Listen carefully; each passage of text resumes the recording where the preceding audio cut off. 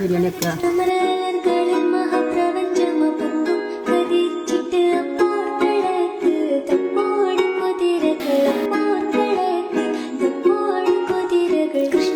എന്തൊക്കെ മാമ?